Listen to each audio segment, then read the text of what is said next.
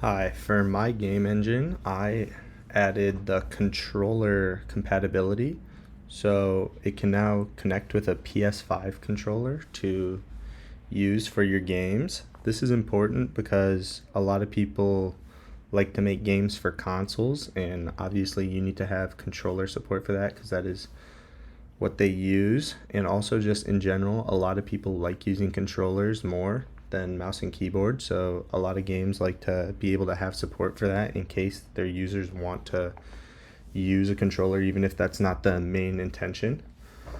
So, pretty important to have just as good controls. So, how I implemented that was I used the SDL library, which has some functionality for it. So I updated my input class to make some functions similar to how the keyboard and mouse ones worked in our engine. You can check all the buttons on the PlayStation controller. So that includes like the normal four buttons, the D-pad, the options, the touchpad, the triggers, pushing in the joystick. All those you can detect the same as all other buttons. So if they were just pressed down, if they're currently down, if they were just released. So you can check that for all those buttons. Then also for the joysticks, I've implemented two functions. So it like returns a value of how much it's pushed in that direction.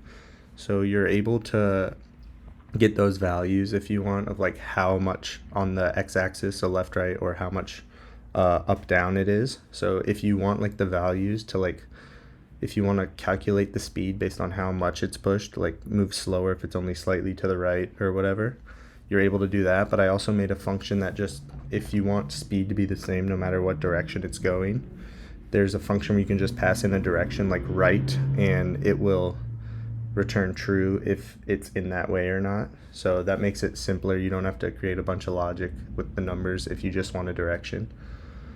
So, and that works for both joysticks and the two triggers as well in the back, L2 and R2. So if we run it, I modified Mission one start. of the test case shoot 'em up games. So now if you move around with the joystick, you can see that moves the character. And if you press this button, it will shoot him. So you can see the input from the controllers is working. Ugh. And what I want to finish up with this week is I'd like to add compatibility for more controllers. So like have like two controllers connected and they can move two different people. So you can have like a local multiplayer game. And also I'm going to try to look into adding some of like the vibrations the controller can have, so the game can kind of feel more lifelike and it can add another element to your game.